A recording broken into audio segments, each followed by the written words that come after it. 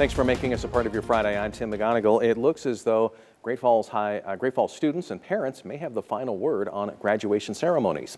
Last week, the district announced each school would hold a ceremony for graduates only in the Four Seasons Arena. The idea came about after government guidance allowing for only about 250 people to be present. But now the district is sending a survey to graduates and their parents asking for their input on a couple other options.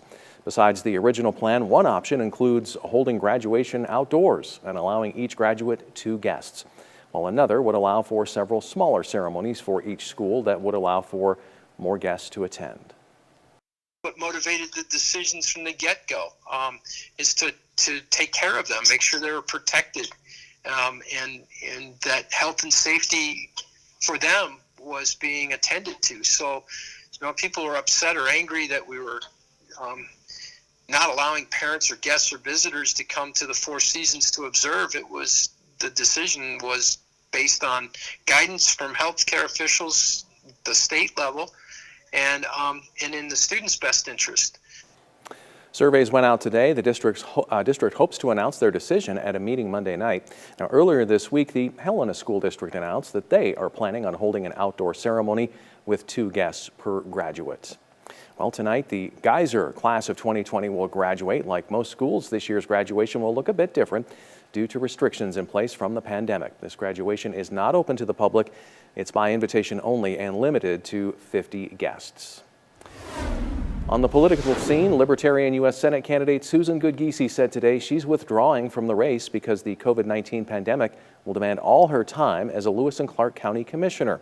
Goodgeesy, who chairs the commission, said she thought the federal government would take the lead on responding to the crisis, but that the burden is falling on local governments. The 70-year-old Goodgeesy became a candidate on March 18th, replacing a Libertarian candidate who had withdrawn moments before the filing deadline 9 days earlier. She won election to the county commission as a Republican and is a former chair of the state Republican Party. Goodgeesy's term as county commissioner expires this year. She said she plans to return any campaign donations and that she regrets being unable to run. Less than 1 week into voting for Montana's all-mail-in primary election, and it looks like at least 1/5 of the ballots are already in, maybe more. 64,000 ballots had been returned to county election offices, according to the Montana Secretary of State. That's out of 600,000 ballots that were mailed to registered voters last Friday for the June 2nd primary. And it's hard to know what turnout will be in Montana's first all-mail statewide election. But in recent statewide primary elections, the total turnout has been just under 300,000 votes cast. If that's the standard for this election, more than 1/5 of the likely votes have been cast in the first 4 days of ballot counting. Gallatin and Flathead counties so far have posted unusually low numbers, which likely means the total ballots returned is probably higher. The primary election features several prominent contested races, such as the GOP and Democratic primaries for governor and U.S. House. Election officials say you should mail your ballot by May 26th to ensure it arrives on time. Also, voters have until Election Day on June 2nd to register and to turn in their ballot in person at county election offices. Well, 4 new confirmed cases of coronavirus in Bighorn County have pushed Montana's total to 465. The new cases include 2 females between the ages of 10 and 19, a male between 10 and 19, and a man in his 30s. Now, our map does not include a Jefferson County man who the county says has not been in the state for several weeks and has had no contact with people in the state. Montana has seen 16 coronavirus-related deaths. 431 of the state's confirmed cases have recovered. The FDA says the coronavirus test used most at the White House could be giving some faulty results. At issue is the Abbott ID rapid test. The FDA says it's looking into more than a dozen reports that the tests are producing false negatives. Abbott is disputing those findings. It says its test has performed well in various studies. For now, the FDA says it's working with the company, and it says the tests are still safe to use. And tonight, we want to remind you again about the Rebound Montana Relief Fund, which is a partnership between MTN, AMB West Philanthropies, and the Montana Community Foundation. With the devastating impact COVID-19 has had on families and businesses, we have created a statewide fund to provide safety net funding for rural and tribal communities, which have been affected by the pandemic. If you can contribute, please go to KRTV or KXLH.com/relief. There you can access various funds that have been set up. MTN and AMB West will match the first $150,000 donated to the Montana COVID Relief Fund. Well, businesses in the state are reopening and people are returning to work. For some local businesses, however, bringing back all their furloughed employees depends on sales numbers. And as MTN's Matt Holzaffel reports, those numbers may indicate the worst is yet to come. Reopening can be a slow process. Sales are less than half what they used to be. Some small business owners don't think that's going to change anytime soon. Like today, our sales are doing really well for the coffee shop that we are. But on average, people just aren't coming in like they used to be. And I think this is going to last a while. Partially because people are still being cautious about venturing into public places, but also because of the economic impact of unemployment benefits that are set to expire at the end of July. I anticipate the economy will really feel the pressure then. And there's millions of people out of work. They're going to be flat broke.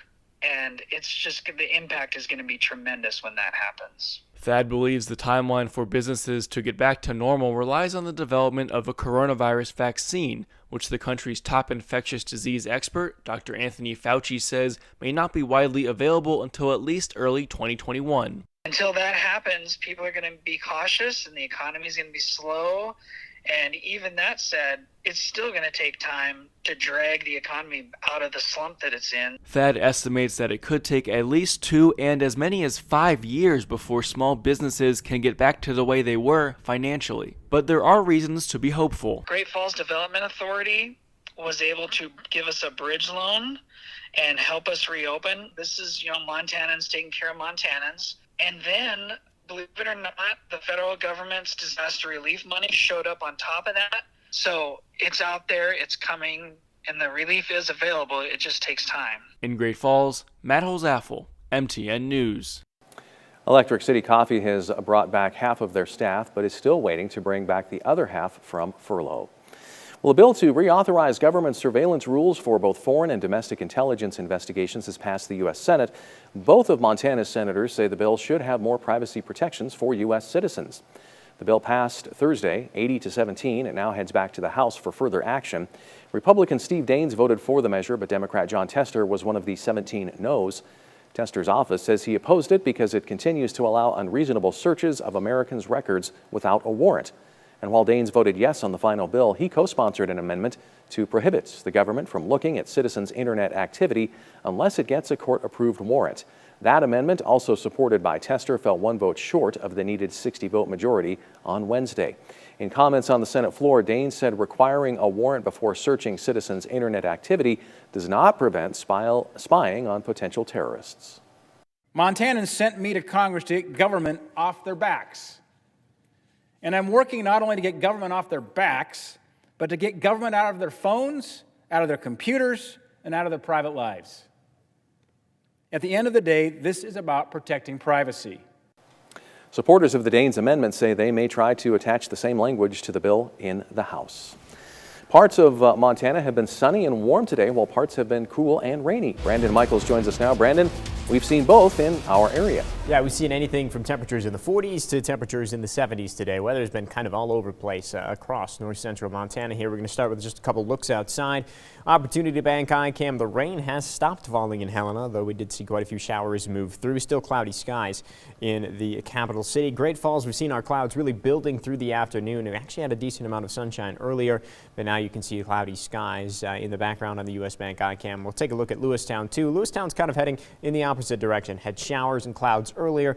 Now we can actually see a little bit of blue sky, and you can make out definitely some sunshine in Lewistown there. Again, temperatures, though, all over the place. Not getting a reading in Helena right now, but it's only 49 in White Sulphur. Compare that to places like Malta and Scobie, where temperatures are in the 70s. So a huge range of conditions, and we see that on the Doppler network as well. We've got some showers, we've got some storms that have developed, and we're going to continue to see some showers here through the evening hours. The good news, as we head into the day tomorrow, we don't have any rain to worry about, and we'll talk more on that later in the show.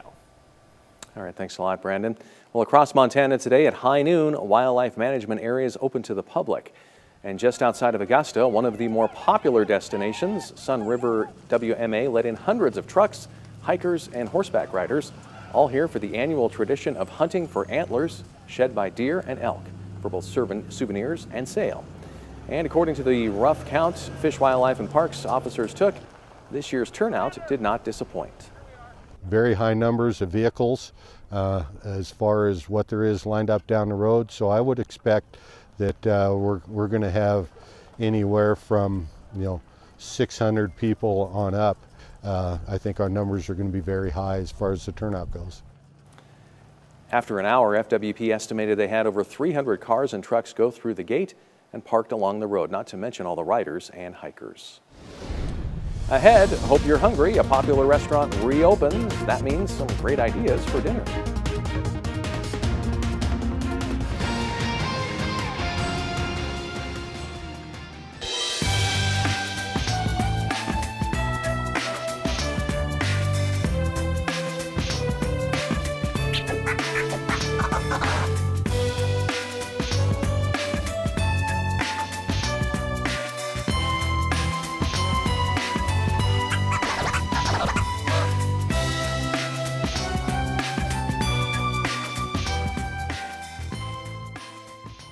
Powered by the Montana Television Network.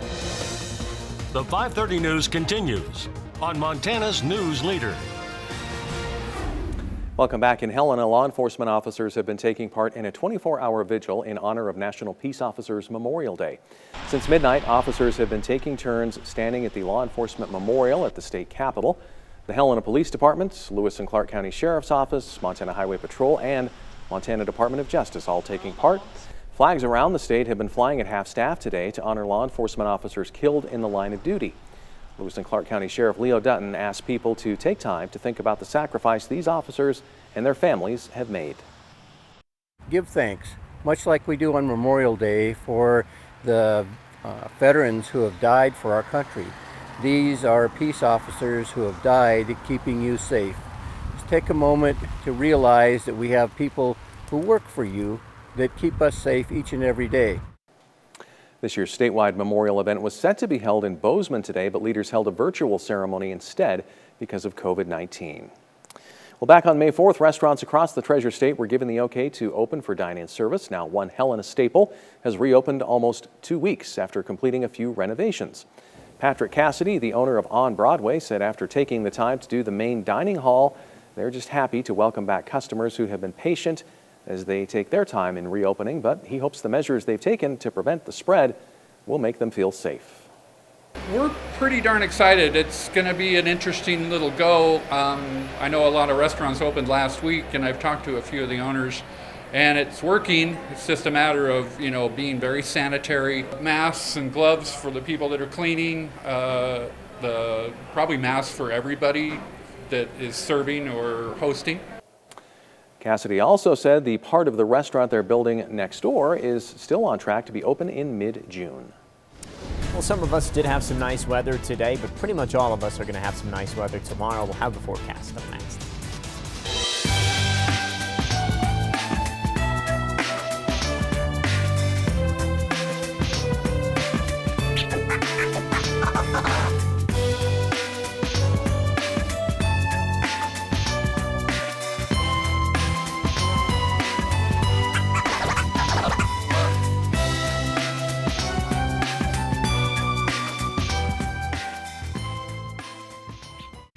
Now, here's your Storm Tracker weather forecast with meteorologist Brandon Michaels. Well, for many of us, it has been another rainy day to close out the work week here. Measured over 1/3 of an inch in Lewistown. Probably picked up more rain than is being shown in Helena. Again, we've had some issues with the sensor at the airport. It's currently down right now, and we've got scattered showers still across a large portion of Montana. You can see in our area the heaviest of that being toward northern Fergus County. Most of the thunderstorm activity that we have seen is kind of dying out a little bit. It's mostly just showers. Got a couple of thunderstorms down away from us towards Billings, but in general, a couple more showers are expected to be developing through the evening, but nicer weather in the forecast. We've got an area of high pressure. You can see that's already kind of clearing out parts of the area west of us, and as that builds in through the day tomorrow, that's going to get rid of the showers, and we're going to have a really nice day. for our Saturday. But again, still some showers through the evening hours, although they're going to start to diminish a little bit. So we're not done with them completely, but we're going to see them kind of start to wind down here through the evening. By midnight, not too much going on. We'll continue to see our skies clearing through the overnight hours. Should be a nice sunny start to our Saturday, and actually should be pretty much sunny all day long. Here's noon, maybe 1 or 2 showers popping up, but those are going to be very, very hit or miss. More sunshine than anything else. Clouds do roll in by Saturday night, and it looks like a mostly cloudy day for us on Sunday. Possible exception to that would be eastern Montana. I'm still not completely sold on sunny skies there, but definitely more clouds in general through the day on Sunday, and eventually late in the day, probably very late in the day, after about 6 p.m., we're going to start to see some showers developing. So dry through pretty much all of Saturday and most of Sunday. So really not a bad weekend in store for us here as far as temperatures are concerned. Across the board, those are going to be going up for tomorrow compared to where they are right now. 69 in Havre, that's our warm spot. 64 in Glasgow, again, not getting a reading in Helena. And it is 61 right now in Great Falls. So with the sunshine today, Great Falls actually got a little bit warmer than expected. Overnight lows tonight, mainly 30s and 40s across the area, so pretty close to normal for this time of year. Through the day tomorrow, though, those temperatures are really going to take off to a warmer level they have been through the entire week. So definitely some warmer weather in the forecast, already mid-50s by 10 a.m., well into the 60s through the afternoon, and I think some of us are actually going to break into the 70s by the later afternoon hours. So actual high temperatures here, 72 for Great Falls, 70 in Helena, 72 for Glasgow, and 73 the high temperature in Havre. As far as the winds are concerned, relatively light. So not much wind, plenty of sunshine, nice warm temperatures, excellent day for our Saturday. And winds are going to stay fairly weak for our Sunday. Some 20 to 30 mile per hour gusts are going to be possible, but the temperatures are on Sunday going to be even warmer. Mid-70s, even some spots like Jordan getting close to 80 degrees. So in general, a pretty nice weekend for us. The rest of the week not looking so great. So more clouds on Sunday, a couple of showers very late in the day, and then we get showers and thunderstorms possible for Monday and Tuesday, and then we're going to carry that chance for rain pretty much through the entire work week for us next week. So lots of moisture in the forecast, and with warmer temperatures, we're probably going to see quite a bit of melting of the mountain snow too. So we'll be keeping our eye on some potential flooding concerns as we head through next week. That's what we'll be tracking there. But again, before we get there, beautiful weekend, mostly sunny and 70 for Helena tomorrow, 75, mostly cloudy on Sunday, showers and storms Monday, Tuesday, cooler weather with some pretty steady rain possible Wednesday, Thursday, and even on Friday. Tim? Thanks, Brandon. By the Montana Television. And coming up, revving up the celebration, a truck giveaway highlights the 50th birthday party for Special Olympics of Montana.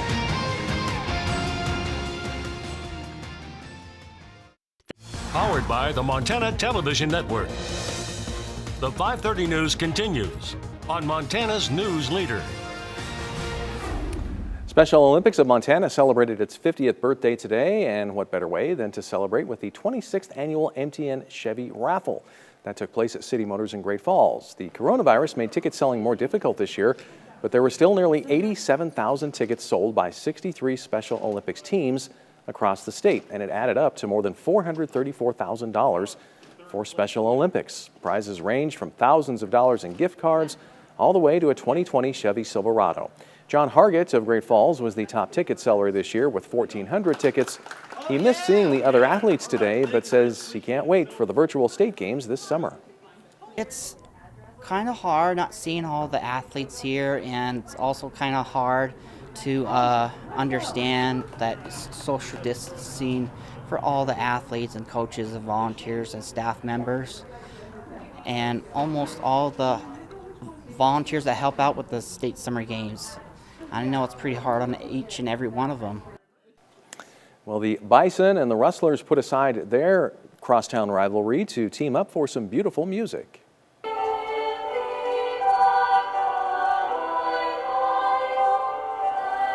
The Great Falls High Delphian Choir and CMR Chanteur Choir combined their voices to perform as a virtual choir.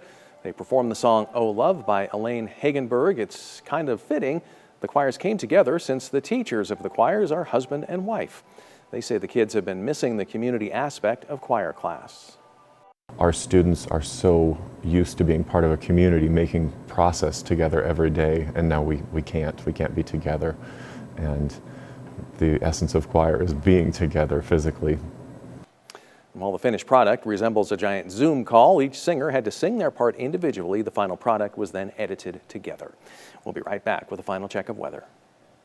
Welcome back. Still some showers and clouds around tonight, but it's going to be a beautiful day tomorrow. In general, temperatures tonight running about mid-30s to lower 40s tomorrow, mid-60s to mid-70s with plenty of sunshine through the day. The COVID-19 pandemic has canceled or put a temporary halt to many springtime traditions. There is some good news today. Girl Scout cookies are back on sale. This weekend, troops across the state resume the sale of Samoas, Thin Mints, Tagalongs, and more. The girls will be taking steps to protect public health, including wearing masks and holding drive-up booths. The cookie program is a way for the girls to learn how to run a small business. Cookie sales usually would have wrapped up by now, and this year has given the girls a unique perspective on the challenges many Montana businesses are currently facing.